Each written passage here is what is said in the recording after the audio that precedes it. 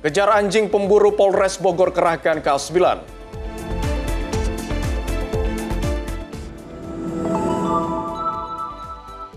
Menteri SDM memastikan harga BBM dan LPG subsidi tidak naik.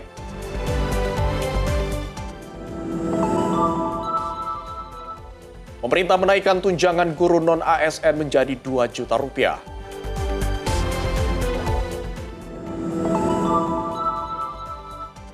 Kumpulan hewan prediksi hasil Piala Dunia 2026.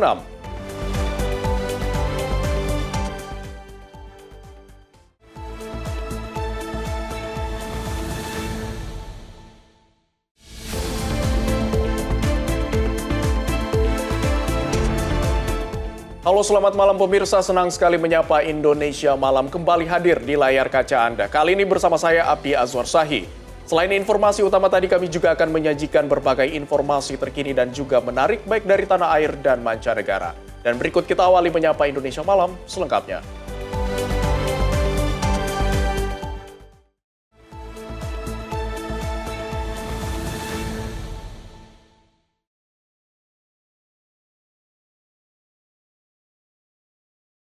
Pemirsa, kita awali informasi dari menjual 25 butir ekstasi berwarna hijau dengan logo TikTok kepada anggota polisi. Pengedar narkoba ditangkap di Jalan Masjid Az-Zikra, Kelurahan Karangjaya, Kecamatan Gandus, Kota Palembang. Aparat Unit 4 Subdirektorat 3 Direktorat Reserse Narkoba Polda Sumsel menangkap seorang pengedar ekstasi di Jalan Masjid Az-Zikra, Kelurahan Karangjaya, Kecamatan Gandus, Kota Palembang. Penangkapan ini dilakukan personel dengan cara undercover buy atau UCB atau penyamaran sebagai pembeli. Anggota yang menyamar berhasil melakukan komunikasi langsung dengan tersangka dan menyepakati lokasi transaksi. Saat tersangka menyerahkan barang yang diduga narkotika kepada petugas yang menyamar, tim langsung melakukan penyergapan dan mengamankan pelaku tanpa perlawanan. Kaurpenum Subbit Penmasbit Humas Polda Sumsel Kompol I Putu Suryawan mengatakan, dari tangan pelaku petugas menyita barang bukti berupa 25 butir narkotika jenis ekstasi berwarna hijau dengan logo TikTok seberat bruto 11-17 gram yang dikemas dalam plastik klip transparan. Petugas juga mengamankan satu unit telepon seluler yang diduga digunakan sebagai sarana komunikasi dalam aktivitas peredaran narkotika. Dapat kami informasikan bahwasanya Ditres Narkoba Polda Sumatera Selatan berhasil melakukan pengungkapan dan penangkapan terhadap satu orang pelaku dengan inisial MYH, umur 38 tahun. Dari tangan tersangka berhasil diamankan narkotika jenis ekstasi dengan jumlah ataupun banyaknya itu 25 butir dari tangan tersangka. Kemudian tersangka diamankan di kecamatan ataupun di Kelurahan Karangjaya, Kecamatan Gandus, Kota Palembang. Dan saat ini tersangka dan barang bukti sudah diamankan dan dilakukan penyidikan lebih lanjut di Ditres Narkoba Polda Sumatera Selatan.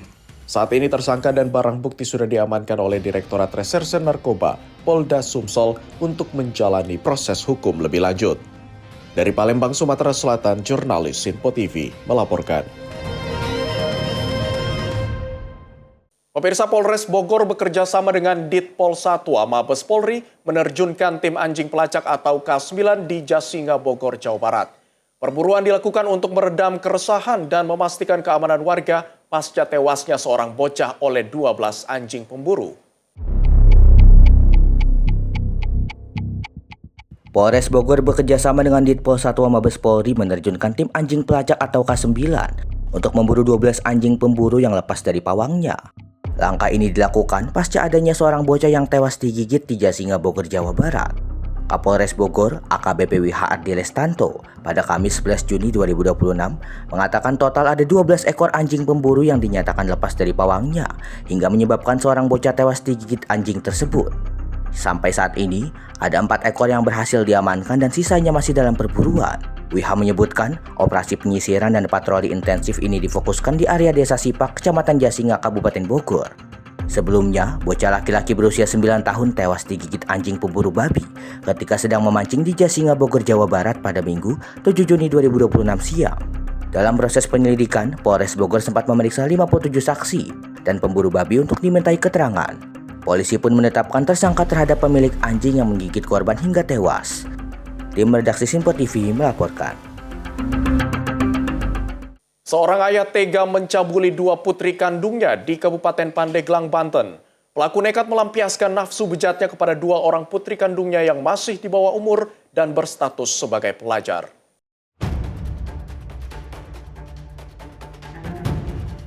Pelaku berinisial SH, 40 tahun, tega mencabuli 2 orang putri kandungnya sendiri yang masih di bawah umur secara berkali-kali. Tersangka melancarkan aksi bejatnya saat kondisi suasana di dalam rumah sedang sepi. Aksi bejat pelaku akhirnya terbongkar setelah kedua korban memberanikan diri melaporkan perbuatan sang ayah kepada ibu kandung mereka. Ibu korban kemudian melaporkan suaminya ke Mapolres Pandeglang. Petugas menangkap pelaku di kediamannya di Kecamatan Ciput bersama sejumlah barang bukti. Dari hasil pemeriksaan sementara, pencabulan dilakukan sebanyak 3 kali kepada putri pertama dan 1 kali kepada putri kedua. Bahkan dalam setiap melakukan aksi bejatnya, pelaku selalu melontarkan ancaman kekerasan agar kedua korban tidak berbicara kepada siapapun. Polres Pandeglang menerima laporan polisi dari atas nama SH selaku ibu kandung korban tentang dugaan tindak pidana pemerkosaan atau persetubuhan dan atau percabulan terhadap anak. Yang mana dari laporan tersebut Polres Pandeglang melakukan penyelidikan dan akhirnya diketahui bahwa betul telah terjadi tindak pidana perkosaan atau persetubuhan dan atau percabulan terhadap anak kandung yang terjadi di rumah pelapor. Di rumah pelapor dalam hal ini di rumah ibu kandungnya yang berada di wilayah Kecamatan Ciput, Kabupaten Pandeglang. Yang mana adapun selaku korban adalah anak kandung daripada pelaku itu sendiri 2 orang, yaitu berinisial AMH umur sekitar 17 tahun dan NH umur sekitar 11 tahun. Dia terdorong oleh hawa nafsu seks yang sehingga dia sendiri akhirnya melakukan terhadap anak kandung itu sendiri. Ada ancaman nggak Bang kepada korban Bang dari pelaku Bang? Jadi kalaupun itu sendiri pelaku diduga ada ancaman terhadap korban. Jadi barang bukti yang sementara menjadi barang bukti dalam perkara ini yaitu pakaian korban. Selain pakaian korban adanya kwitansi permintaan visum dan hasil visum et repertum itu sendiri. Atas perbuatan bejatnya, kini pelaku harus mendekam di sel tahanan Mapolres Pandeglang. Karena status pelaku merupakan orang tua kandung korban, tersangka dijerat dengan Undang-Undang Perlindungan Anak dengan ancaman hukuman dia ditambah sepertiga, yaitu paling lama 20 tahun penjara. Dari Pandeglang, Banten, jurnalis Sinpo TV melaporkan.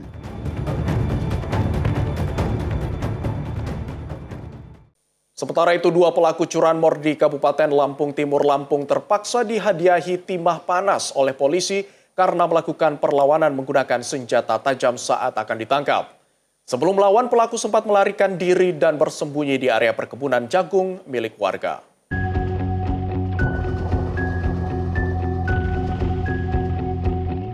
Petugas gabungan TK 308 Satreskrim Polres Lampung Timur dan Direskrimum Polda Lampung berhasil menangkap 2 pelaku pencurian kendaraan bermotor berinisial AR dan SAP.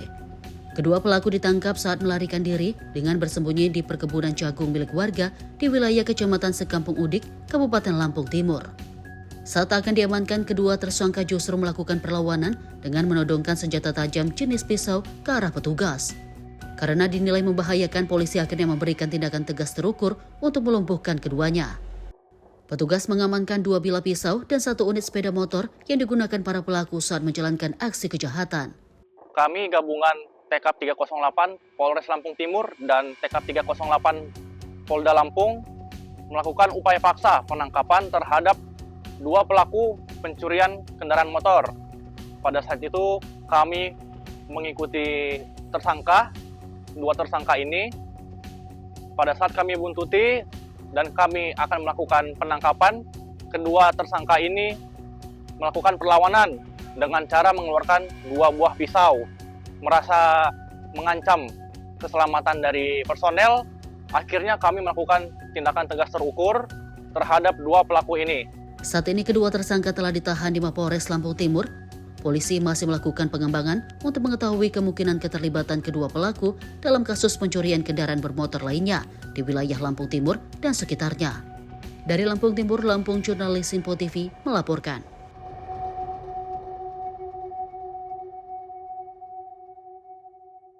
Pemirsa, pabrik yang memproduksi pipa paralon pada Kamis petang ludes terbakar. Tidak ada korban dalam peristiwa tersebut, namun kerugian ditaksir mencapai ratusan juta rupiah. Pabrik pipa guys, kebakar hebat, sorry. Pabrik pembuatan pipa paralon di Jalan Gagak, Kecamatan Sunggal, Kabupaten Deli Serdang, Kamis petang ludes dilalap si jago merah. 6 unit damkar dari Pemkab Medan, Deli Serdang, dan Binjai dikerahkan untuk memadamkan api. Petugas pemadam kebakaran sempat terhambat saat akan menuju lokasi kebakaran karena banyaknya warga yang berkerumun melihat peristiwa kebakaran. Banyaknya bahan baku yang mudah terbakar membuat api dengan cepat membesar, sempat membuat panik warga yang bermukim di sekitar pabrik. Api kemudian berhasil dikuasai dalam waktu 1 jam. Jam 18.20 lebih kurang kira-kira seperti itu, Pak. Pabrik ini sedang beroperasi atau gimana, Bu? Iya, sedang operasi. Tapi saat kejadian memang jam kerja sudah selesai. Karena biasanya jam 4 biasanya untuk jam kerjanya sudah selesai gitu, Pak. Informasi yang Ibu terima, ada korban jiwa nggak, Bu? Sementara ini tidak ada. Saat ini pihak kepolisian masih menyelidiki penyebab kebakaran tersebut, namun kuat dugaan api berasal dari korsleting listrik di salah satu mesin yang digunakan untuk memasak bahan baku. Dari Medan, Sumatera Utara, Tim Liputan Sinpo TV melaporkan. Sementara itu, kebakaran hebat melanda bangunan Sekolah Dasar Negeri 14 Tulang Bawang Tengah, Kabupaten Tulang Bawang Barat, Lampung. Akibatnya 3 ruang kelas hangus terbakar. Kebakaran tidak menimbulkan korban jiwa karena seluruh siswa sudah pulang saat kebakaran terjadi.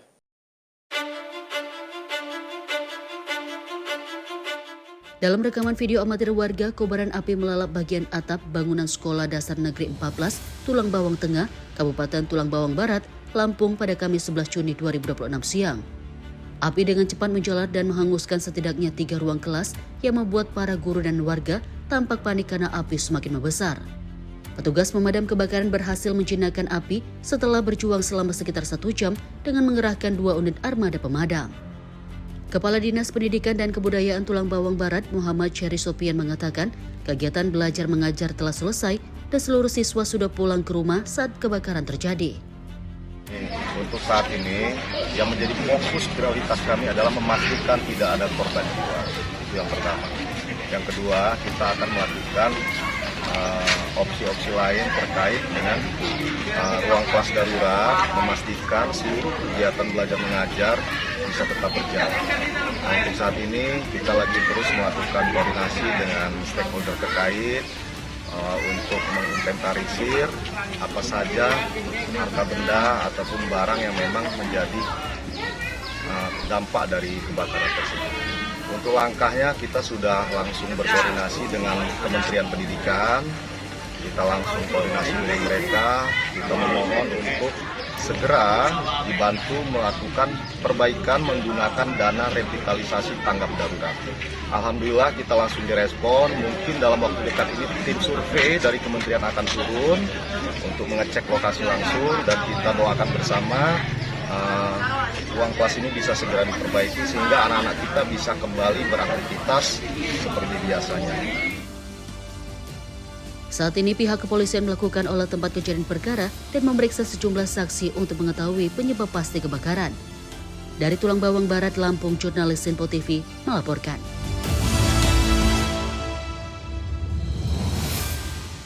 Dua kendaraan roda 2 terlibat adu banteng di Jalan Jenderal Basuki Rahmat Cipinang, Jakarta Timur pada Kamis 11 Juni malam. Akibatnya salah seorang pengendara mengalami kritis dan tergeletak di jalan.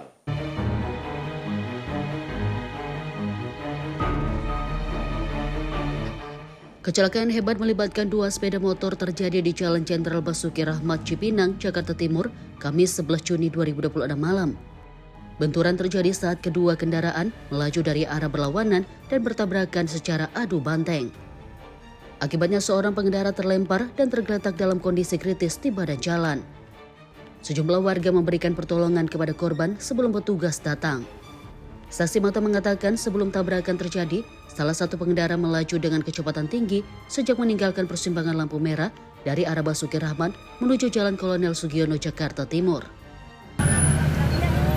Jadi dia udah deket sini, orang ini mepet, udah mepet, keluarnya tuh Berarti tabrakan adu bateng, Bu? Apa Adu gimana? bateng. Kenceng. Saya belakangnya persis. Motor sama motor. Motor sama motor. Jadi bapaknya dia Dari arah Basura. ngebut banget. Jadi bapak itu saya lihat dia udah tipis, udah mau lewat, ini dia lewat maksa. Dor aja udah yang lempar ke sana, yang ini motornya sampai ada apinya. Oh, dua motor berarti? Dua motor. Yang satu lagi mana korbannya? Korbannya satu? Itu satunya bapak ini tuh. Oh, mbaknya nggak ini? Saya belakangnya persis. Belakang, cuma ngeliat doang. Iya, ngeliat doang. Karena emang bapak ini dari lampu merah sebelumnya itu udah kenceng. Oh, udah kenceng. Makanya saya kasih jalan. Saya coba itu beneran. Akibat kecelakaan ini, arus lalu lintas dari arah Basuki Rahmat menuju Duren Sawit dan sebaliknya mengalami kemacetan parah. Dari Jakarta, jurnalis Simpo TV melaporkan.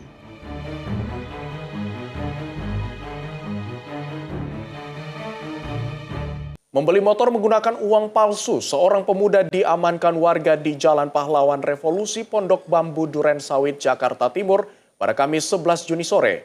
Pelaku diamankan petugas ke Polsek Duren Sawit. Seorang pemuda diamankan warga setelah melakukan aksi penipuan dengan melakukan pembelian motor dengan menggunakan uang palsu di Jalan Pahlawan Revolusi, Pondok Bambu, Duren Sawit, Jakarta Timur. Warga yang kesal menghadiahi pukulan kepada pelaku sebelum diamankan petugas kepolisian ke Polsek Duren Sawit, Jakarta Timur. Petugas sempat kewalahan saat mengamankan pelaku karena banyaknya warga yang berkerumun dan menghakimi pelaku. Salah seorang warga mengatakan pelaku membeli sebuah motor dengan cara COD, namun pelaku membayarnya menggunakan uang palsu dan sempat dikejar korbannya. Ya, tapi saya tadi kan di dalam tuh, terus tadi dia pas ada yang ributan aku katanya kalau ada yang di motor kan, katanya pakai uang palsu. Oh gitu. Oh, dari ketangkapnya di sini. Oh, dekat sini situ sih ke sini. Oh gitu. Akibat kejadian ini, arus lalu lintas sempat macet dari arah Jalan Klender menuju Kalimalang. Sementara pelaku beserta barang bukti dibawa ke Polsek Duren Sawit untuk penyelidikan lebih lanjut. Dari Jakarta, jurnalis Simpo TV melaporkan.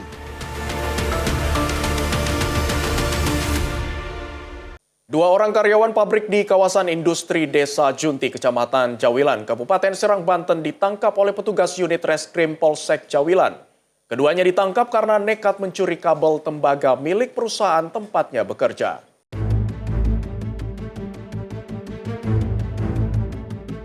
Inilah rekaman kamera pengawas atau CCTV yang merekam detik-detik saat kedua pelaku melancarkan aksi pencurian di area dalam PT Pasifik Cahaya Asia di kawasan industri Budi Teksindo, Desa Junti, Kecamatan Jawilan.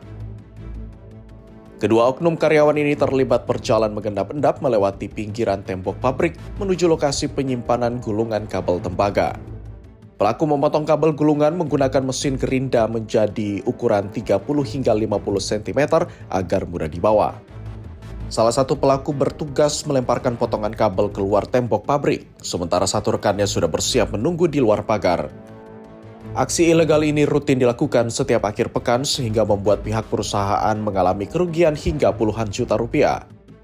Unit Reskrim Polsek Jawilan yang mendapatkan laporan dari manajemen pabrik bergerak cepat. Petugas menangkap salah satu pelaku di area belakang rumahnya di wilayah Pamarayan saat tengah asik menawarkan kabel curian kepada penadah melalui telepon genggam. Sedangkan satu pelaku lainnya ditangkap di wilayah Kecamatan Bandung, Kabupaten Serang. Di hadapan petugas, kedua pelaku mengaku nekat mencuri karena terdesak kebutuhan ekonomi. Tim unit Polsek Jawilan dipimpin oleh Kanit Reskrim berhasil mengamankan dua pelaku inisial JI dengan FA. Kedua pelaku ini kami amankan di wilayah Jawilan. Diduga bahwa pelaku melakukan tindak pidana sebagaimana diatur dalam pasal 477 KUHP, pencurian dengan pemberatan, di mana pencurian pemberatan ini yang disasar adalah potongan kabel tembaga. Untuk pengambilan pada saat pemotongan kabel mereka lakukan di akhir pekan. Jadi kedua terduga ini berbagi peran sebagaimana tadi disampaikan inisial JI sebagai eksekutor. Dia melakukan pemotongan kabel sepanjang 30 cm. Setelah itu nanti dilempar keluar disambut oleh rekannya berupa FA. Sementara kita amankan dua pelaku. Nanti berdasarkan pendalaman kami coba gali informasi lebih lanjut. Petugas menyita barang bukti berupa satu unit alat potong gerinda, pisau cutter, serta belasan potongan kabel tembaga hasil curian. Atas perbuatannya, kedua karyawan ini dijerat pasal 363 KUHP tentang pencurian dengan pemberatan dengan ancaman hukuman maksimal 7 tahun penjara. Dari Serang, Banten, jurnalis Info TV melaporkan.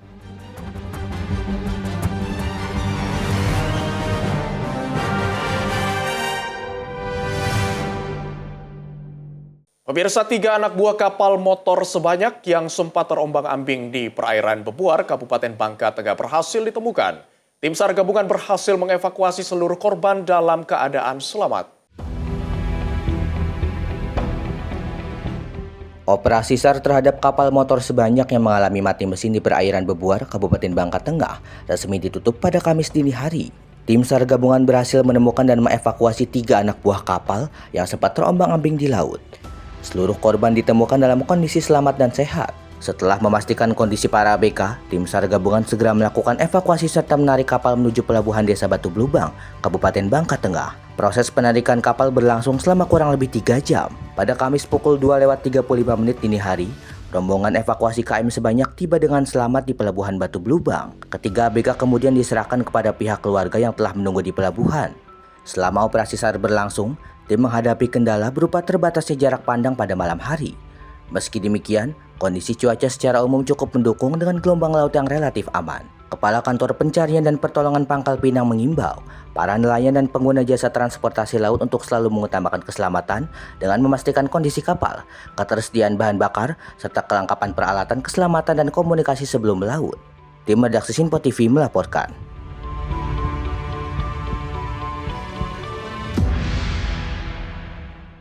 Pertamina buka suara terkait kenaikan harga BBM non-subsidi. Informasi selengkapnya akan kami hadirkan usai jeda. Berikut ini tetaplah bersama kami.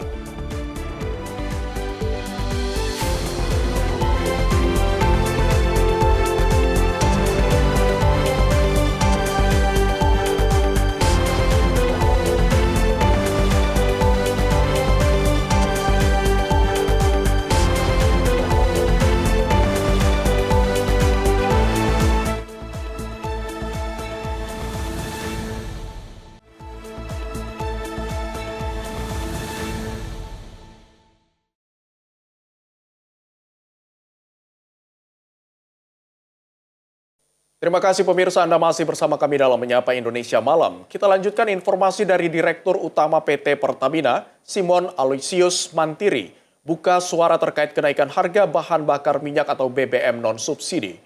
Kenaikan harga tersebut mempertimbangkan perkembangan kondisi global, termasuk dinamika geopolitik dan pergerakan harga minyak dunia. Di tengah tantangan global yang terus berkembang, Pertamina dengan dukungan penuh dari pemerintah terus berkomitmen untuk menjaga ketersediaan energi bagi masyarakat di seluruh wilayah Indonesia. Kenaikan harga bahan bakar minyak jenis non-subsidi menjadi perhatian publik dengan harga sebelumnya Rp12.300 per liter, kini menjadi Rp16.250 per liter, khususnya Pertamax. Menanggapi kenaikan BBM ini, Direktur Utama PT Pertamina, Simon Aloysius Mantiri menjelaskan pihaknya memahami setiap penyesuaian harga BBM menjadi perhatian masyarakat. Simon mengatakan kenaikan harga ini mempertimbangkan perkembangan kondisi global, termasuk dinamika geopolitik dan pergerakan harga minyak dunia. Namun di sisi lain dirinya menekankan penyesuaian harga BBM juga terjadi di SPBU milik badan usaha swasta. Ia juga menegaskan kenaikan harga BBM hanya berlaku untuk non-subsidi, sedangkan harga BBM subsidi serta biosolar dipastikan tidak mengalami perubahan harga. Menanggapi perkembangan saat ini terkait harga BBM, perlu kami sampaikan bahwa harga BBM subsidi, yaitu Pertalite dan biosolar, tidak mengalami perubahan. Harga Pertalite masih tetap di harga Rp10.000 per liter dan biosolar di harga Rp6.800 per liter, sesuai ketentuan yang ditetapkan pemerintah. Sehubungan dengan penyesuaian harga BBM non-subsidi, yaitu Pertamax dan Pertamax Green yang berlaku sejak tanggal 10 Juni 2026, kami memahami bahwa setiap penyesuaian harga tentu menjadi perhatian masyarakat. Penyesuaian harga BBM non-subsidi ini dilakukan dengan mempertimbangkan dinamika geopolitik global dan harga minyak yang berlaku di pasar internasional dengan tetap mempertimbangkan daya beli masyarakat. Penyesuaian harga BBM non-subsidi ini selain dilakukan di titik-titik SPBU Pertamina, juga dilakukan oleh SPBU badan usaha swasta lainnya. Di tengah tantangan global yang terus berkembang, Pertamina dengan dukungan penuh dari pemerintah terus berkomitmen untuk menjaga ketersediaan energi bagi masyarakat di seluruh wilayah Indonesia. Kami berterima kasih atas dukungan masyarakat selama ini dan mari kita bersama-sama bijak menggunakan energi. Dari Jakarta, tim redaksi Sinpo TV melaporkan. Sementara itu, Menteri Energi dan Sumber Daya Mineral Bahlil Lahadalia menegaskan pemerintah tidak akan menaikkan harga BBM bersubsidi maupun LPG subsidi. Kepastian tersebut merupakan arahan langsung Presiden Prabowo untuk menjaga daya beli masyarakat di tengah berbagai tantangan ekonomi. Menteri ESDM Bahlil Lahadalia buka suara terkait kenaikan harga BBM non-subsidi, yakni Pertamax dan Pertamax Green. Bahlil mengatakan kenaikan harga itu menyesuaikan harga pasar. Diketahui harga Pertamax naik dari Rp12.300 menjadi Rp16.250 per liter. Sementara Pertamax Green 95 naik dari Rp12.900 menjadi Rp17.000 per liter. Di tengah kenaikan harga Pertamax, pemerintah saat ini tengah menggodok sejumlah rencana demi menjaga daya beli masyarakat. Salah satunya dengan tidak menaikkan harga BBM subsidi dan LPG subsidi. Keputusan mempertahankan harga BBM bersubsidi ini merupakan komitmen pemerintah untuk melindungi masyarakat, terutama kelompok berpenghasilan rendah dari gejolak ekonomi. Yang pertama, kami menyampaikan bahwa harga BBM untuk bersubsidi maupun LPG itu tidak ada perubahan sama sekali. Itu dulu.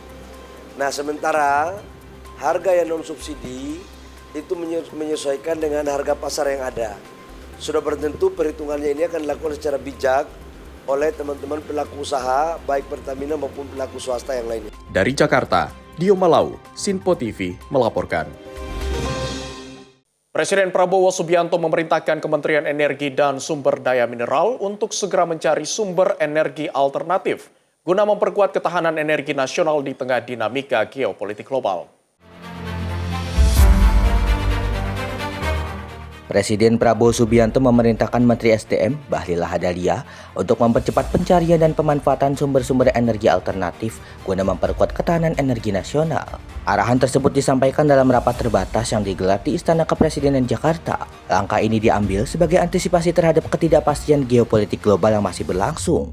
Salah satu program yang menjadi fokus pemerintah adalah percepatan peralihan dari penggunaan gas minyak bumi cair atau LPG ke gas alam terkompresi atau CNG. Selain itu, pasokan batubara untuk pembangkit listrik dinyatakan masih aman dan pemerintah berupaya menyelesaikan gangguan yang menyebabkan pemadaman listrik di sejumlah daerah agar pasokan listrik kembali normal. Presiden memerintahkan untuk segera mencari energi-energi alternatif, khususnya yang sekarang kita fokus itu adalah percepatan peralihan LPG ke CNG. Yang kedua penataan tambang, dan yang ketiga adalah kesiapan di sektor energi PLN maupun dari sisi ketersediaan daripada BBM. Kalau dikatakan bahwa masalah batubara langka itu nggak benar, karena penugasan kita sudah mencapai 170 juta ton, dan memang ada beberapa trouble di beberapa mesin yang disampaikan oleh PLN. Dan kita akan selesaikan dalam waktu. Tim redaksi Sinpo TV melaporkan. Kita beralih ke informasi lain, pemirsa. Pemerintah melalui penyelenggara ibadah haji ataupun PPIH Arab Saudi menemukan sejumlah pelanggaran pembayaran dam nusuk yang melibatkan kelompok bimbingan ibadah haji dan umroh atau KBIHU. Sejumlah KBIHU diduga menarik uang dam dari jamaah dan menyerahkannya kepada mukimin tanpa melalui adahi, lembaga resmi yang ditunjuk oleh pemerintah Arab Saudi. Juru bicara Kementerian Haji dan Umroh sekaligus Kepala Bidang Media Center Haji PPIH Arab Saudi, Ishan Marsha, menjelaskan penertiban terhadap praktik pembayaran dam fiktif merujuk pada Surat Edaran Nomor 30 Tahun 2026. Dalam aturan tersebut, pembayaran dam bagi jemaah haji di Tanah Suci wajib disalurkan melalui adahi sebagai lembaga resmi. Namun dalam praktiknya sejumlah KBIHU bekerja sama dengan mukimin untuk menghimpun pembayaran dam di luar mekanisme resmi. Sekurangnya terdapat 6 kasus yang berhasil diungkap Kementerian Haji dan Umroh yang melibatkan secara aktif oknum petugas dari KBIHU. Terdapat 3 KBIHU, yakni dengan inisial AU, HW dan WD asal Nusa Tenggara Barat yang melakukan pelanggaran pembayaran dam di mana KBI HU-AU di bawah pimpinan TGI sebanyak 90 jemaah, KBI HU-HW di bawah pimpinan HM sebanyak 19 jemaah, dan KBI HU-WD di bawah pimpinan TGIH sebanyak 39 jemaah. Dan ketiga KBI tersebut membayarkan dam kepada mukimin. PPIH menyebut sebagian pihak telah kooperatif dan mengembalikan dana untuk disetorkan ke Adahi, meski ada pula yang menolak dan siap menanggung resiko. Jadi kalau tadi misalnya sudah ada upaya-upaya yang dilakukan oleh teman-teman pembinaan kepada KBIHU itu, lalu kemudian KBIHU itu sadar akan pelanggaran-pelanggaran penyimpangan yang dilakukan, lalu kemudian mereka mengembalikan proses itu kepada yang semestinya sesuai dengan surat edaran kita tahun 2006 nomor 30. Maka terhadap KBIHU itu kita terus lakukan pembinaan secara sistematik dan masif ya. Namun demikian kepada KBIHU yang sudah dilakukan tindakan mediatif namun demikian menolak ya dan sudah menyatakan siap menanggung resiko, maka kemungkinan akan kita lakukan tindakan represif kerjasama dengan kepolisian. PPIH Arab Saudi menegaskan akan terus melakukan pengawasan dan penertiban terhadap praktik pembayaran dam yang tidak sesuai ketentuan. Jemaah haji diimbau memastikan pembayaran dam dilakukan melalui Adahi sebagai lembaga resmi yang ditunjuk pemerintah Arab Saudi. Dari Mekah, Arab Saudi, Ferdi Setiawan, Sinpo TV, Media Center Haji 2026 melaporkan. Kementerian Pertanian bersama seluruh Pemprov di Papua siap menyambut pesta panen yang sedang digagas di wilayah timur Indonesia. Pemerintah menegaskan isu pesta babi tidak akan mengganggu proses berjalannya program lumbung pangan khususnya di tanah Papua. Justru ini bukan lagi kan itu di Merauke, satu kabupaten. Benar nggak? Yang satu kabupaten kan? Merauke. Nah, ini seluruh Papua, setanah Papua datang sekarang. Jadi pesta babi kecil, sedangkan pesta panen seluruh dari Sabang sampai Merauke, dan kita fokuskan pesta panen di tanah Papua. Tanah Papua ya Pak. Menteri Pertanian Andi Amran Sulaiman mengungkapkan proses berjalannya program lumbung pangan milik pemerintah di Merauke tidak akan terganggu meski diterpa isu pesta babi. Amran menyebutkan lumbung pangan ini tidak hanya berlangsung di Merauke maupun tanah Papua saja, namun berlangsung se-Indonesia. Pemerintah pun memfokuskan isu pesta babi beralih menjadi pesta panen. Sebelumnya pemerintah mematok harga lumbung pangan ini agar mampu menciptakan kemandirian dan ketahanan sektor pangan, serta menumbuhkan potensi ekonomi di setiap daerah. Hal ini disampaikan Amran usai menerima seluruh perwakilan petani dan Pemprov setanah Papua di kantor Kementerian Pertanian Jakarta Pusat Kamis petang. Justru ini bukan lagi kan itu di Merauke, satu kabupaten. Benar nggak? Yang satu kabupaten kan? Merauke. Nah, ini seluruh Papua, perwakilannya Papua Pegunungan, Papua Tengah, Papua Selatan, Papua Barat Daya, Papua Barat, Papua Induk, semua datang. Setanah Papua. Ini Pak Bupati. Setanah Papua datang sekarang. Jadi pesta babi kecil, sedangkan pesta panen seluruh dari Sabang sampai Merauke, dan kita fokuskan pesta panen di tanah Papua. Tanah Papua ya Pak. Senada dengan Amran, Gubernur Papua Selatan Apollo Savanpo menerangkan isu pesta babi di Papua menjadi perhatian serius. Meskipun demikian, sosialisasi kepada masyarakat terkait program lumbung pangan seperti lingkungan dan pelestarian alam menjadi fokus pemerintah dalam menjaga stabilitas alam di Papua. Selain pesta babi, ada beberapa bagian yang memang menjadi masukan bagi pemerintah akan kami perhatikan, terutama untuk dua hal.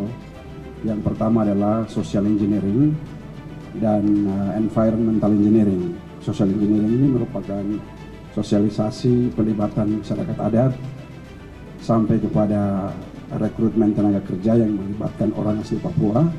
Sementara untuk social engineeringnya adalah mempertimbangkan AMDAL, UKL, UPL sampai pelestarian alam dan lingkungan. Ini menjadi masukan bagi kami. Namun ada beberapa hal juga yang perlu kita kritisi, bahwa secara de facto di Papua memang ada beberapa kelompok masyarakat yang masih menolak pelaksanaan PSN, tetapi banyak juga masyarakat yang menerima pelaksanaan PSN yang dilaksanakan oleh pemerintah. Dari Jakarta, Max Munte, Azizul Hakim, Sinpo TV melaporkan. Pemirsa, guna meningkatkan kesiapan dan keselamatan bagi jurnalis saat bertugas di daerah konflik, TNI Angkatan Udara menggelar workshop khusus bagi insan media. Dalam kegiatan ini, para jurnalis dari berbagai media massa dibekali materi psikologi lapangan, teknik perlindungan diri, hingga pengenalan alat utama yang digunakan dalam operasi militer.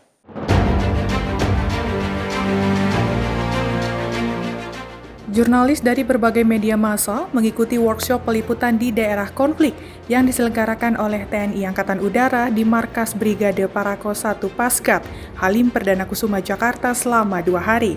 Kegiatan ini bertujuan memberikan pemahaman dan keterampilan dasar pada insan media dalam menghadapi berbagai situasi yang dihadapi saat melakukan peliputan di wilayah konflik atau daerah rawan keamanan. Dalam workshop tersebut, peserta mendapatkan materi tentang psikologi lapangan, penilaian risiko, serta langkah-langkah yang harus dilakukan untuk menjaga keselamatan diri saat menjalankan tugas jurnalistik. Para jurnalis juga diberikan pengenalan terhadap senapan Sig Sauer MCX yang biasanya digunakan dalam operasi tempur jarak dekat, serta berkesempatan untuk melakukan latihan menembak di bawah pengawasan instruktur. Tidak hanya itu, peserta turut dilatih berbagai gerakan dasar perorangan seperti tiarap, merayap, hingga berguling yang berfungsi untuk menghindari ancaman dan melindungi diri dari bidikan maupun serangan saat berada di medan beresiko. Halo pemirsa Sinpo TV, saat ini saya berkesempatan untuk mengikuti workshop dari TNI Angkatan Udara untuk jurnalis saat melakukan peliputan di area konflik ataupun di area berbahaya. Dan saat ini sudah menggunakan berupa rompi anti peluru yang beratnya mencapai 5 kg. Nah, di depan saya ini bisa dilihat oleh pemirsa Sinpo TV. Ini digunakan untuk menaruh magasin ataupun senjata api nantinya. Ini peluru, ini tempat peluru, dan ini juga bertujuan untuk melindungi objek vital dari ancaman senjata ataupun bidikan dari musuh. Dan tentu itu prajurit TNI yang melakukan operasi ataupun bertugas di daerah konflik juga menggunakan helm. Ini bertujuan untuk melindungi kepala dari tadi yang saya sebutkan, ini senjata yang diberikan dari musuh. Dan juga merupakan simulasi ketika berada di area ataupun area berbahaya. Di dalamnya ini terdapat musuh, dan suara tembakan tadi ini merupakan senjata adu tembak dari musuh dan juga prajurit TNI yang sedang melakukan pengamanan ataupun mencari jalur aman begitu. Dan saya juga sudah melakukan berbagai simulasi di sini. Tadi juga kami di bagaimana caranya merayap, kemudian juga bertiarap, kemudian juga berjalan untuk menghindari adanya musuh. Dan kalau misalkan berada di daerah terlarang ataupun daerah berbahaya di daerah konflik ini, media ataupun jurnalis yang melakukan peliputan ini tentunya didampingi oleh personel ataupun petugas prajurit TNI, yakni prajurit yang bertugas SO ataupun senjata otomatis. Tentunya kita berada di belakang ataupun berada di pertengahan, dan kita juga harus menentukan ataupun mengikuti arahan dari para prajurit ataupun danru yang bersama kami untuk mengantisipasi jika terjadinya adanya bidikan ataupun musuh yang masih berada di dalam. Dan untuk mengikuti ataupun melakukan peliputan di daerah konflik, kita tentunya harus mengutamakan keselamatan diri dan juga mengikuti arahan ataupun peraturan yang sudah diberikan oleh para petugas ataupun prajurit TNI di lapangan. Demikian informasi yang dapat kami sampaikan dari Jakarta. Jihan Nabila dan juga juru kamera Mutia Anggiani, Sinpo TV melaporkan. Kementerian Perumahan dan Kawasan Permukiman mencatat realisasi anggaran bantuan stimulan perumahan swadaya atau BSPS mencapai 1,1 miliar rupiah. Realisasi ini akan mencapai target pada Juli mendatang sebesar 2 miliar rupiah. Direktur Jenderal Kawasan Permukiman Kementerian PKP, Fitra Nur menjelaskan, realisasi anggaran BSPS hingga bulan Juni ini baru mencapai 13,51% atau 1,15 miliar rupiah. Menurutnya, instruksi verifikasi calon penerima bantuan program PSPS oleh Kementerian PKP ada sebanyak 300.000 dari total 400.000 rumah. Hal ini disampaikan Fitra saat memaparkan realisasi terkini program BSPS kepada awak media di Jakarta pada Kamis siang. Fitra menegaskan program BSPS ini jauh dari kasus indikasi korupsi oleh sejumlah oknum, seperti pada kasus di Provinsi Gorontalo dan Jawa Timur. Kita udah mulai, terakhir kasus kita itu Bangkalan, dan kemudian ada juga di Gerobokan. Gerobokan itu hampir sama, kita bermain foto dengan oknum kepala desa. Akhirnya kita lakukan apa di Gerobokan, karena volumenya agak besar. Akhirnya kita kumpulkan masyarakatnya, kita kumpulkan tokonya sama oknum yang tadi, suruh kembalikan uangnya depan media. Berapa kelebihan uangnya? Kembalikan. Bikin berita acara di kantor kepala desa. Itu kita lakukan. Nah, antisipasi kita apa? Antisipasi kita sekarang itu adalah semuanya bersistem. Kita udah mulai, walaupun sistemnya berkembang terus ya. Sistem berkembang terus, semuanya bersistem.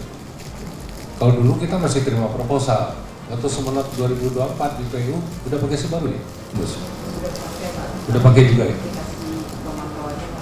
Nah, pemantauannya masih hibrid lah, manual dan sistem. Dulu di PUPR masih ada namanya EBSPS, tapi nggak begitu jalan. Sekarang dikembangkan EBSPS tadi di sini. Kebetulan yang inisiasi EBSPS itu aku dulu. Nah, sekarang dikembangkan sini lewat GoPKP. Dari Jakarta, Max Monte Azizul Hakim, Sinpo TV melaporkan. Pemirsa, usai jeda kami akan menghadirkan informasi terkait siaran gratis Piala Dunia 2026, dorong ekonomi lokal. Jangan kemana-mana, tetaplah bersama kami dalam Menyapa Indonesia Malam.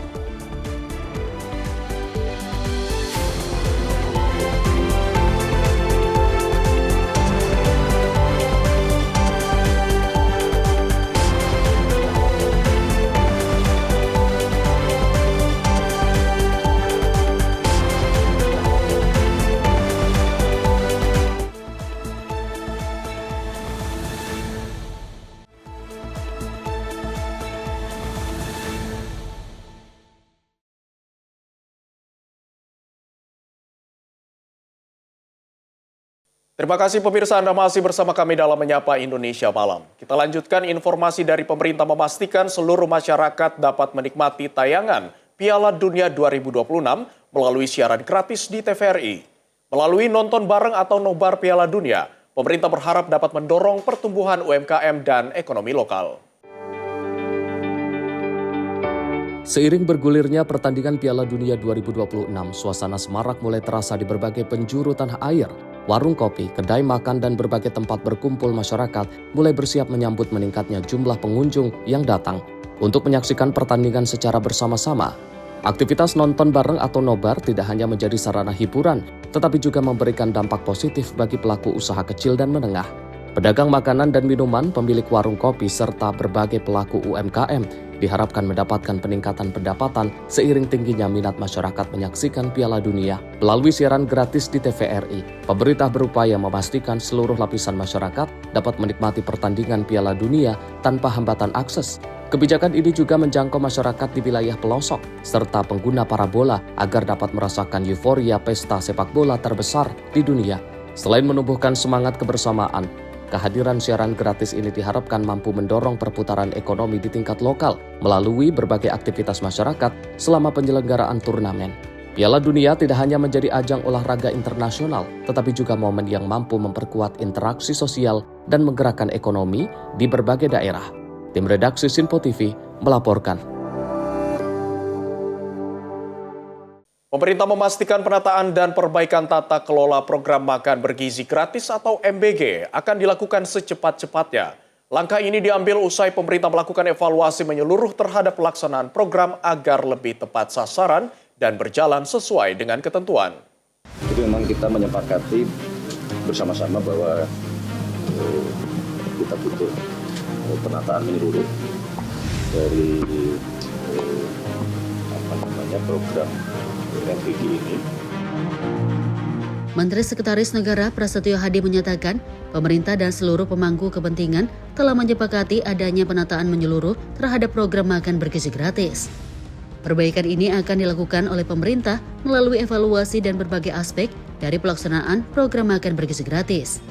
Salah satu fokus evaluasi adalah penataan kembali klaster penerima manfaat program, dan pemerintah juga akan memberikan perhatian khusus pada wilayah 3T agar manfaat program dapat dirasakan secara merata. Jadi memang kita menyepakati bersama-sama bahwa kita butuh penataan menyeluruh dari program MBG ini. Kalau bicaranya waktu tentu secepat-cepatnya, karena memang kan sebetulnya ada klasternya, klaster permasalahan itu yang sebagian besar kan berjalan sesuai dengan mekanisme dan SOP yang sudah ditetapkan, itu jalan terus. Nah, ada klaster-klaster yang memang harus kita tata ulang, kita benahi. Nah, termasuk tadi ada satu permohonan yang menurut kami juga bagus untuk kita segera prioritaskan juga di daerah yang 3T untuk bisa secepatnya saudara-saudara kita mendapatkan manfaat dari program makan bergizi gratis ini. Dari Jakarta, Sri Dewi Andayani, Rona Bayu, Sinpo TV melaporkan. Sementara itu, Menteri Sekretaris Negara Prasetyo Hadi menanggapi usulan agar program makan bergizi gratis dijalankan kantin sekolah. Prasetyo menegaskan hal itu merupakan bagian dari penataan program MBG yang saat ini sedang dilakukan oleh BGN.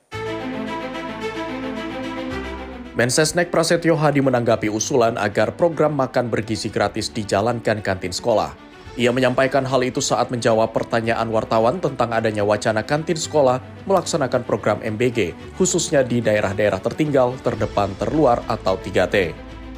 Prasetyo menegaskan hal itu merupakan bagian dari penataan program MBG yang saat ini sedang dilakukan BGN. Baik, saya pikir itu bagian dari yang sekarang proses penataan menyeluruh di Badan Gizi Nasional kita sebagai mungkin salah satu alternatif skema, barangkali itu juga masuk menjadi salah satu yang coba akan kita lihat apakah tepat untuk diberlakukan di beberapa zona tertentu. Itu bagian dari yang sedang ditata oleh BGN. Dalam kesempatan itu, Prasetyo juga menyampaikan garis besar diskusi yang dilakukan Presiden Prabowo Subianto dan Menteri Pendidikan Dasar dan Menengah Abdul Mukti. Menurut dia, diskusi yang berlangsung selama hampir 2 jam itu membahas masalah pendidikan termasuk infrastrukturnya. Dari Jakarta, Dio Malau, Sinpo TV melaporkan. Pemirsa, Menteri Pendidikan Dasar dan Menengah Abdul Mukti menyebut program makan bergizi gratis dan papan digital mampu meningkatkan motivasi belajar siswa. Kedua program Presiden tersebut dinilai berdampak positif pada kehadiran, semangat, dan prestasi akademik siswa. Menteri Pendidikan Dasar dan Menengah Abdul Mukti menyatakan program makan bergizi gratis dan pemanfaatan papan digital di sekolah berkontribusi dalam meningkatkan kualitas pendidikan nasional. Berdasarkan sejumlah penelitian, kedua program tersebut berdampak positif terhadap motivasi belajar, kehadiran siswa, dan capaian akademik. Usai menghadiri rapat bersama Presiden Prabowo Subianto di Istana Merdeka, Mukti mengungkapkan bahwa MBG juga menjadi bagian dari penguatan pendidikan karakter yang telah terintegrasi dalam modul pembelajaran. Hingga 10 Juni 2026, program tersebut telah menjangkau 80,7% siswa atau sekitar 43 juta dari total lebih dari 53 juta peserta didik di Indonesia. Jadi kami menjadikan MBG sebagai bagian dari penguatan pendidikan karakter.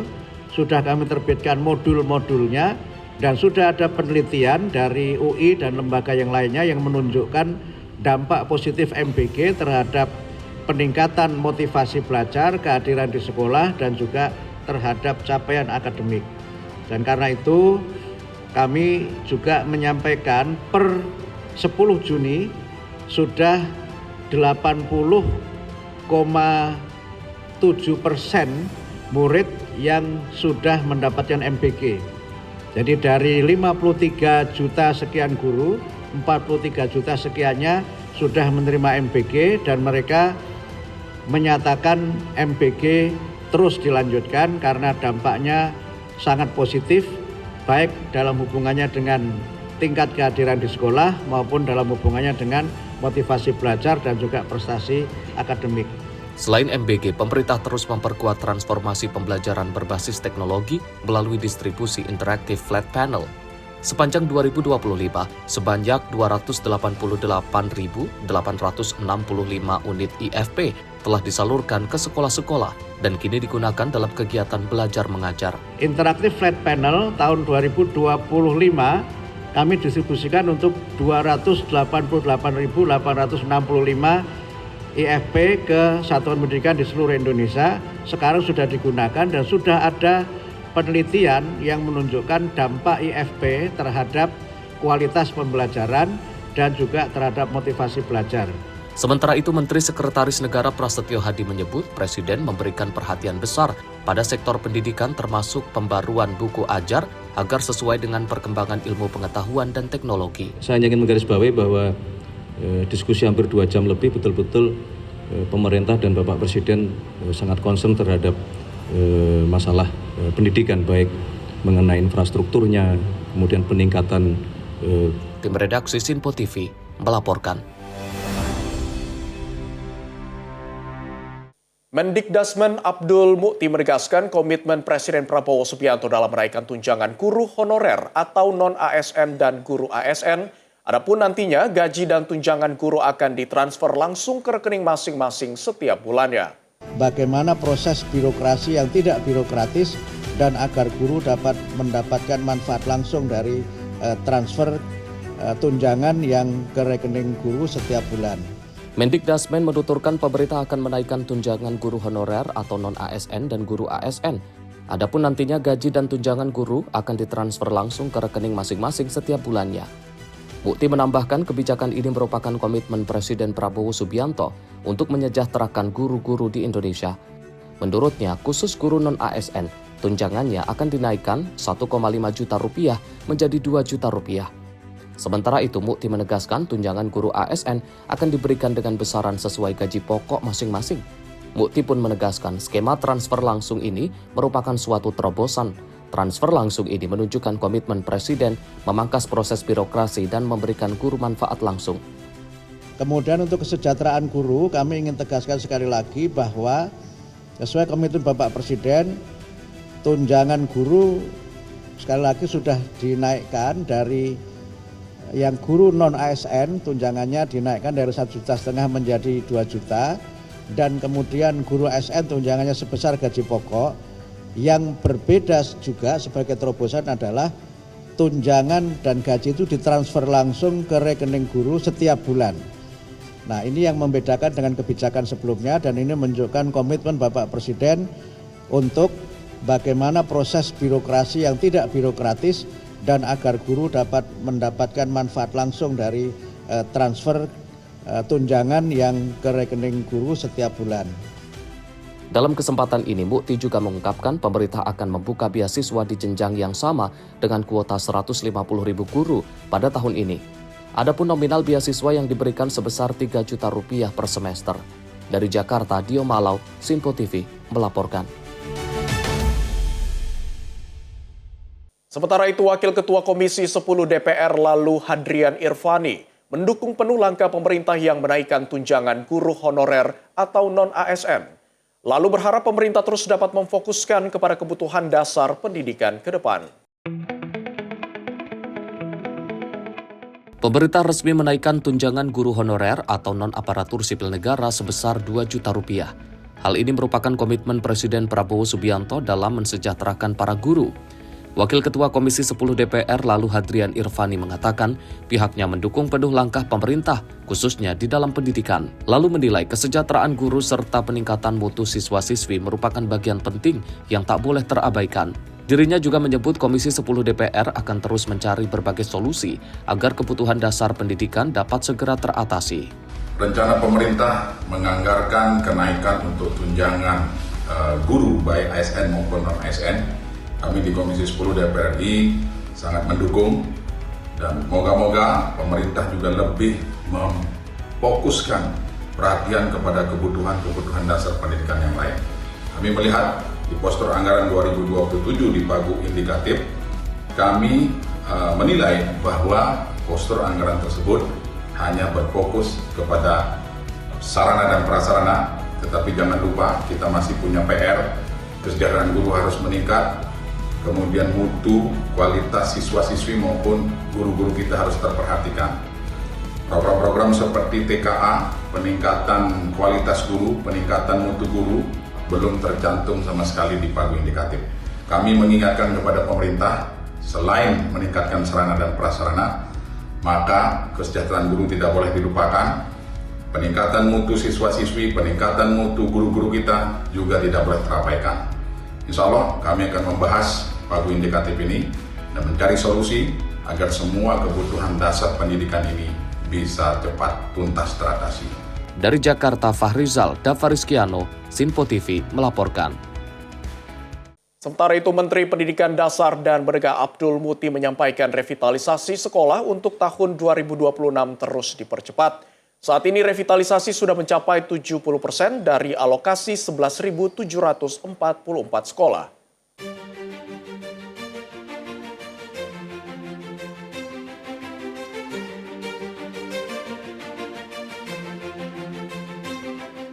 Mendikdasmen Abdul Muti menyampaikan revitalisasi sekolah untuk tahun 2026 terus dipercepat.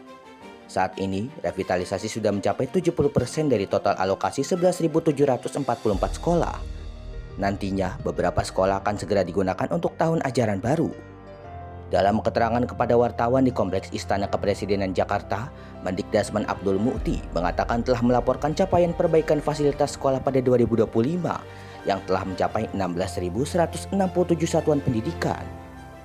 Hal ini sesuai dengan yang ditargetkan. Sementara tahun ini ditargetkan revitalisasi dilakukan pada 71.744 sekolah di seluruh Indonesia yang terbagi dalam 11.744 satuan pendidikan yang dikerjakan dengan anggaran 14 triliun rupiah dan rencana tambahan 60.000 satuan pendidikan.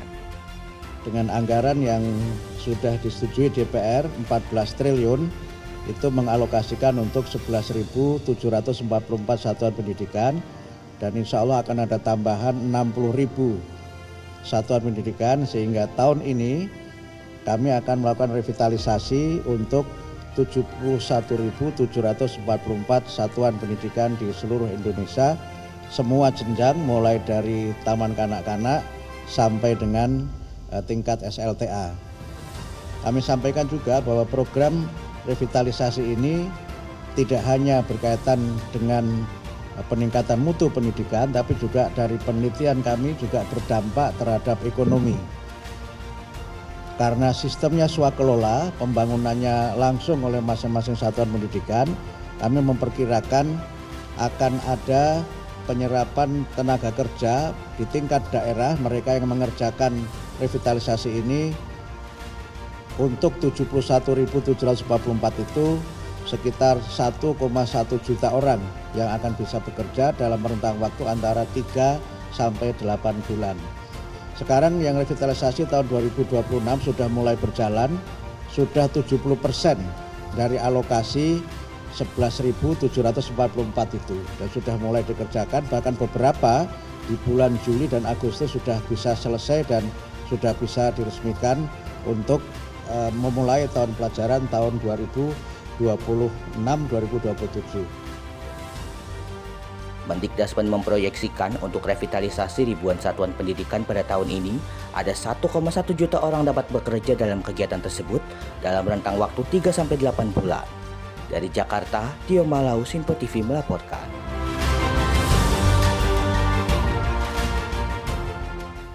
Pemirsa, pemerintah menyiapkan 100 sekolah nasional terintegrasi sebagai model sekolah unggul non-asrama di berbagai daerah.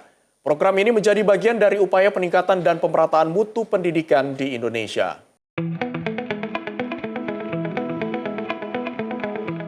Pemerintah memperkuat pemerataan pendidikan berkualitas melalui pengembangan sekolah nasional terintegrasi yang menjadi salah satu program prioritas Presiden Prabowo Subianto.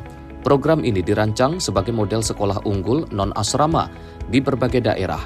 Menteri Pendidikan Dasar dan Menengah Abdul Mukti menyebut tahun ini pemerintah menyiapkan pembangunan 100 SNT.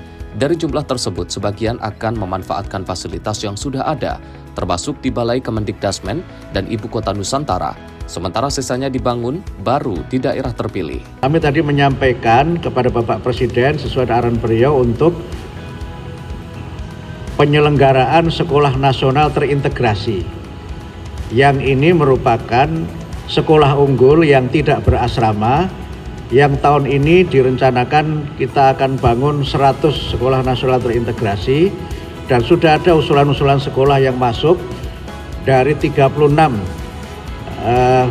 yang sudah kami seleksi, dan tahun ini nanti akan kami mulai, insya Allah 5 itu kami buka di balai-balai yang dimiliki oleh Kementerian Pendidikan Dasar dan Menengah.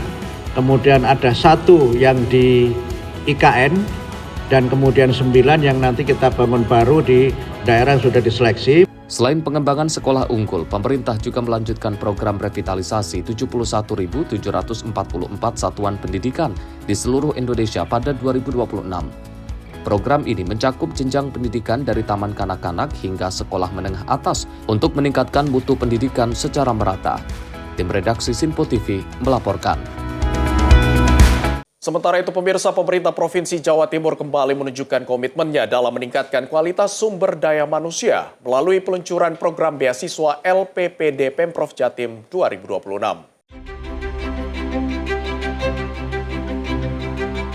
Gubernur Jawa Timur Kofifa Indar Parawansa terus memperkuat investasi pembangunan sumber daya manusia berbasis pesantren melalui peluncuran program beasiswa Lembaga Pengembangan Pesantren dan Diniyah Provinsi Jawa Timur tahun 2026. Pada tahun ini, pemerintah Provinsi Jawa Timur menghadirkan terobosan baru dengan membuka akses beasiswa bagi santri untuk menempuh pendidikan di bidang sains, teknologi, engineering, dan matematik, melengkapi program beasiswa yang selama ini telah mencakup jenjang S1, S2, S3, hingga studi ke Universitas Al-Azhar, Kairo, Mesir. Kofifa mengatakan langkah ini merupakan bagian dari upaya memperkuat kualitas SDM pesantren sekaligus memperluas diversifikasi profesi santri agar mampu menjawab tantangan zaman dan kebutuhan pembangunan masa depan. Di sisi lain, ia juga menegaskan pesantren memiliki peran besar dalam menyiapkan generasi masa depan Indonesia. Karena itu, penguatan kapasitas santri melalui pendidikan tinggi menjadi bagian penting dalam menghadapi perubahan global yang semakin cepat. Tim redaksi Sinpo TV melaporkan. Pemirsa, Gubernur DKI Jakarta Pramono Anung melakukan tinjauan langsung ke aset eks kantor BPSDM di kawasan Kuningan, Jakarta Selatan pada hari Kamis 11 Juni 2026. Kunjungan ini berfokus pada pembahasan rencana besar optimalisasi dan pemanfaatan aset daerah agar lebih berdaya guna bagi pembangunan kota. Gubernur DKI Jakarta Pramono Anung berencana mengembangkan lahan eks Badan Pengembangan Sumber Daya Manusia atau BPSDM di wilayah Kuningan, Jakarta Selatan menjadi area terpadu berisi hotel, perkantoran, hingga apartemen. Pramono mengatakan lahan sekitar 2,4 hektar tersebut merupakan aset milik pemerintah Provinsi DKI Jakarta yang berada di lokasi sangat strategis, yakni di kawasan segitiga emas Jakarta yang diapit Jalan Kasablanka dan Jalan Rasuna Said. Sebagai tempat pusat perkantoran, perbelanjaan, kemudian hunian, rekreasi, gaya hidup di Jakarta. Maka saya akan segera memutuskan tempat ini yang merupakan aset dari BPSDM digunakan untuk MICE, hotel, kantor, kemudian perumahan, apartemen, dan juga gaya hidup. Dan juga tentunya kantor untuk BPSDM. Ia menilai kawasan tersebut memiliki potensi besar untuk dikembangkan menjadi pusat kegiatan ekonomi baru, khususnya di sektor meeting, insentif, convention, exhibition, perhotelan, perkantoran, hunian, dan gaya hidup. Nantinya pengembangan wilayah ini tidak akan menggunakan dana anggaran pendapatan dan belanja daerah atau APBD, melainkan melalui skema kerjasama dengan pihak swasta atau creative financing. Pramono memastikan pengembangan kawasan tetap memperhatikan keberadaan ruang terbuka hijau agar tercipta keseimbangan antara fungsi komersial dan aspek lingkungan. Melalui rencana tersebut, Pemprov DKI Jakarta berharap lahan eks BPSDM yang selama ini belum dimanfaatkan secara optimal dapat berkembang menjadi kawasan produktif yang mampu memberikan nilai ekonomi baru bagi Jakarta. Tim redaksi Sinpo TV melaporkan. Pemirsa, Iran menyampaikan ancaman Trump bukti gagal capai tujuan perang. Informasi selengkapnya akan kami hadirkan usai jeda. Berikut ini tetaplah bersama kami.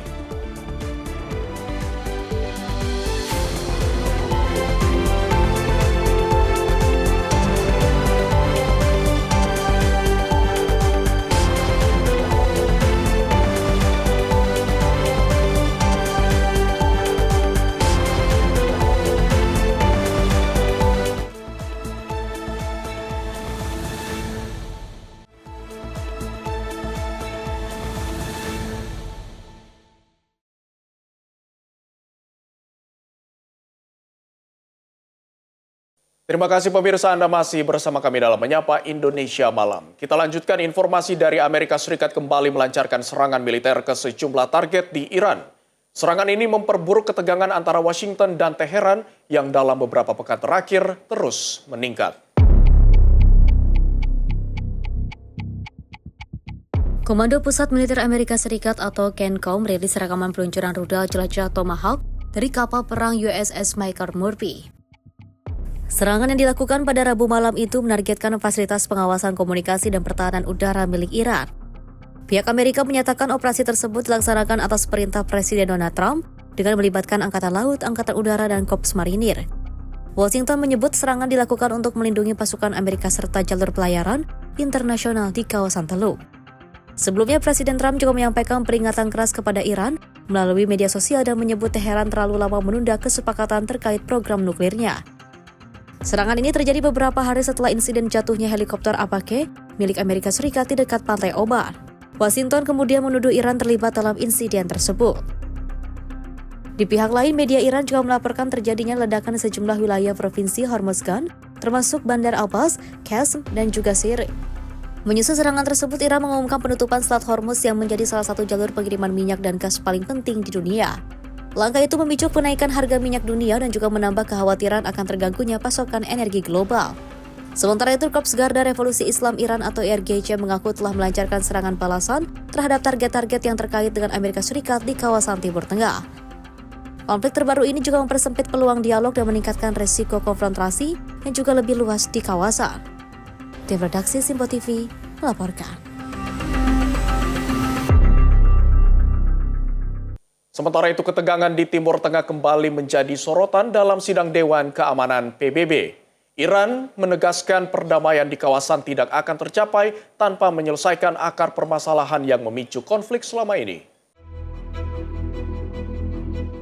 Duta Besar Iran untuk PBB Amir Said Iravani menyatakan stabilitas Timur Tengah hanya dapat terwujud jika komunitas internasional menangani penyebab utama konflik di kawasan. Menurut Iran, penduduk wilayah Palestina, Lebanon, dan Suriah, agresi militer Israel, serta keberadaan pasukan Amerika Serikat di Timur Tengah menjadi faktor yang terus memperburuk situasi. Iran juga menegaskan penyelesaian diplomatik tidak dapat dicapai melalui ancaman atau penggunaan kekuatan militer.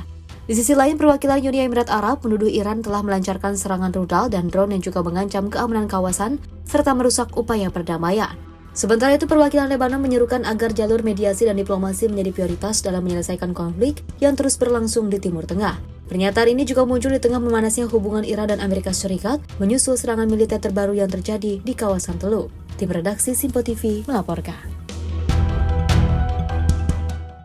Ketegangan antara Iran dan Amerika Serikat kembali memanas. Ketua Komisi Keamanan Nasional Parlemen Iran, Ebrahim Azizi, menilai Presiden Amerika Serikat Donald Trump terus melontarkan ancaman karena gagal mencapai tujuan yang diinginkan dalam konflik dengan Iran.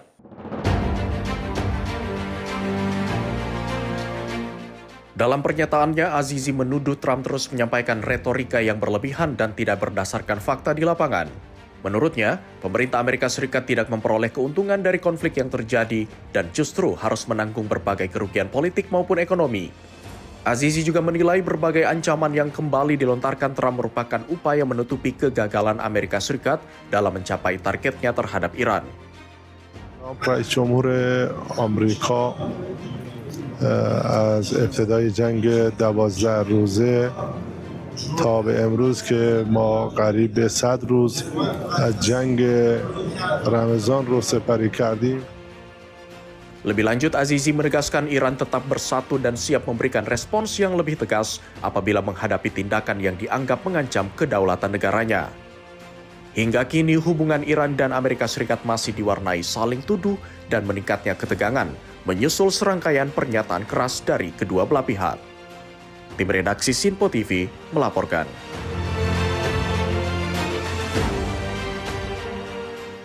Pemirsa, 9 orang dilaporkan tewas dan 10 lainnya terluka setelah serangan udara menghantam wilayah Spira di Provinsi Kos, Afghanistan. Insiden ini kembali meningkatkan ketegangan di perbatasan Afghanistan dan Pakistan.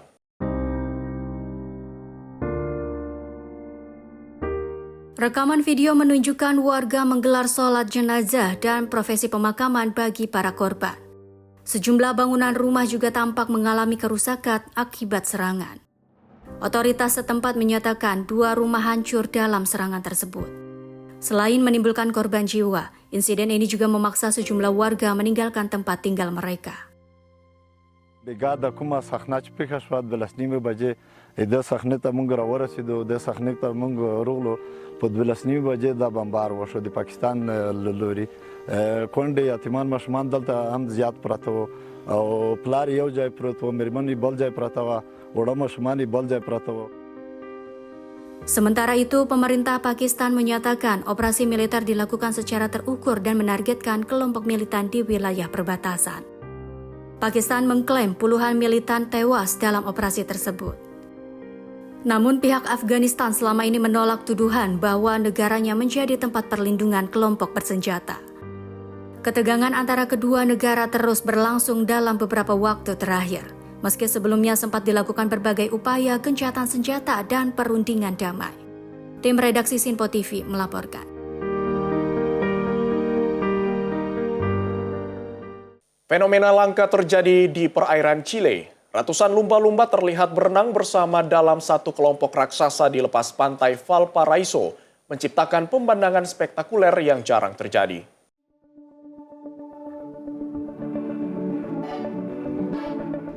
Rekaman drone ini memperlihatkan ratusan lumba-lumba bergerak serempak di atas perairan biru lepas pantai Valparaiso, Chile.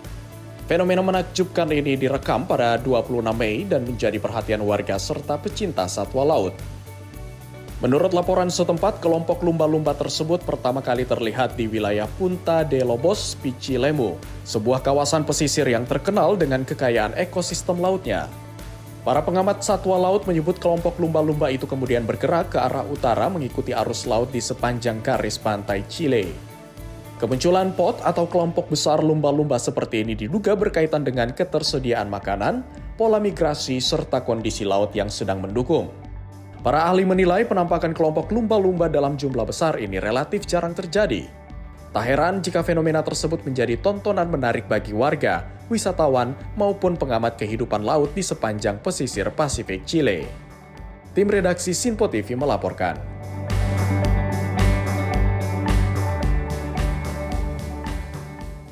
Pemirsa, menyambut Piala Dunia 2026, Kebun Binatang Guadalajara di Meksiko menggelar cara unik dengan melibatkan satwa untuk memprediksi hasil pertandingan sepak bola. Berbagai hewan diberi pilihan yang mewakili tim peserta dan pilihan mereka dianggap sebagai ramalan hasil laga. Suasana berbeda terlihat di Kebun Binatang Guadalajara, Meksiko. Gajah Afrika, gorila, jerapah, kapibara, burung makau, hingga puma dilibatkan dalam aktivitas untuk memprediksi hasil sejumlah pertandingan Piala Dunia 2026. Para penjaga satwa menyiapkan makanan, mainan, dan berbagai objek yang mewakili negara peserta. Hewan-hewan tersebut kemudian dibebaskan memilih salah satu opsi yang menarik perhatian mereka. Pilihan itulah yang selanjutnya ditafsirkan sebagai prediksi pemenang pertandingan. Dalam salah satu prediksi, 2 ekor gajah Afrika bernama Kenia dan Ashanti memilih Meksiko untuk mengalahkan Afrika Selatan. Sementara itu, 2 ekor gorila memprediksi Uruguay akan menang atas Spanyol. Di sisi lain, seekor puma memilih Korea Selatan mengalahkan Republik Ceko, dan jerapah memilih Republik Demokratik Kongo menundukkan Kolombia. Berbeda dengan hewan lainnya, kapibara tidak menunjukkan pilihan yang jelas saat memprediksi laga Meksiko melawan Korea Selatan, sehingga hasilnya ditafsirkan sebagai pertandingan imbang. Piala Dunia 2026 akan digelar di Amerika Serikat, Kanada, dan Meksiko. Kota Guadalajara sendiri dijadwalkan menjadi tuan rumah 4 pertandingan fase grup. Aktivitas ini tak hanya menjadi hiburan bagi pengunjung, tetapi juga menjadi bagian dari program pengayaan perilaku satwa untuk menjaga kesehatan fisik dan mental mereka. Tim redaksi Sinpo TV melaporkan. Aksi protes menolak kunjungan pemimpin Partai Nasional Rally Prancis, Jordan Bardella, berujung ricuh di pusat kota Brussels, Belgia. Sejumlah toko dan gedung pemerintah menjadi sasaran perusakan oleh para pengunjuk rasa.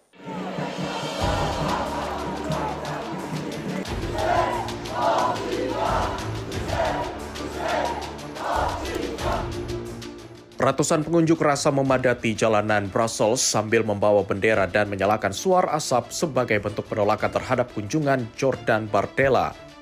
Bardella merupakan pemimpin Partai Nasional Rally di Prancis, partai haluan kanan yang dikenal dengan sikap keras terhadap imigrasi dan kritis terhadap kebijakan Uni Eropa. Kunjungannya ke Brussels memicu penolakan dari kelompok mahasiswa dan aktivis yang menilai pandangan politiknya bertentangan dengan nilai demokrasi, keberagaman, dan anti-diskriminasi. Situasi memanas ketika sejumlah peserta aksi yang mengenakan penutup wajah mulai merusak fasilitas umum, menyemprotkan cat ke dinding bangunan, serta memecahkan kaca toko di sekitar lokasi aksi. Beberapa pengunjuk rasa juga terlihat melemparkan benda dan suar asap ke arah petugas kepolisian yang berjaga di sekitar kawasan protes. Untuk mengantisipasi meluasnya kerusuhan, polisi menutup sejumlah ruas jalan menuju Parlemen Flanders dan memasang barikade di titik-titik strategis. Kunjungan Bardella ke Brussels dilakukan atas undangan pemimpin partai Vlaams Belang, Tom van Grieken. Kedua partai diketahui menjadi bagian dari kelompok Patriots for Europe di Parlemen Eropa. Dalam kesempatan tersebut, Bardella dan perwakilan Vlaams Belang menyampaikan kritik terhadap kebijakan Uni Eropa di bawah kepemimpinan Presiden Komisi Eropa Ursula von der Leyen, serta menyerukan pengunduran dirinya. Pihak berwenang masih bersiaga di pusat ibu kota Belgia tersebut untuk mencegah terjadinya aksi susulan dan memastikan keamanan tetap terjaga. Tim redaksi Sinpo TV melaporkan.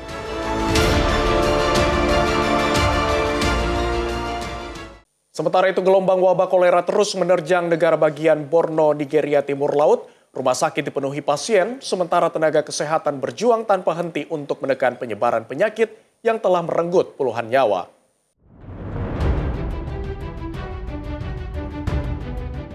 Tenaga medis di sebuah pusat kesehatan di kota Maiduguri, ibu kota negara bagian Borno, terus bekerja sepanjang hari untuk menangani lonjakan kasus kolera.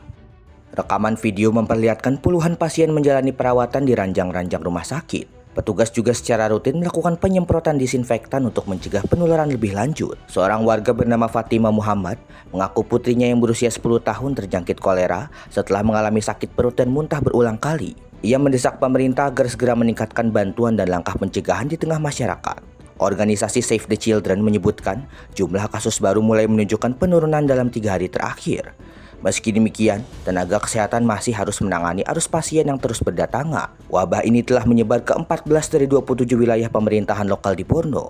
Pada 5 Juni lalu, fasilitas kesehatan bahkan mencatat lebih dari 500 pasien baru dalam satu hari. Sejak awal Mei, kolera telah menewaskan 74 orang dan menginfeksi lebih dari 7.000 warga di Nigeria Timur Laut.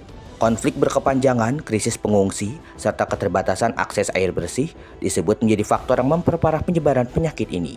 Tim redaksi Sinpo TV melaporkan. Pemirsa, informasi tadi menutup perjumpaan kita hari ini. Saya Azhar Putra mewakili seluruh rekan kerja yang bertugas mengucapkan terima kasih, selamat malam dan sampai jumpa.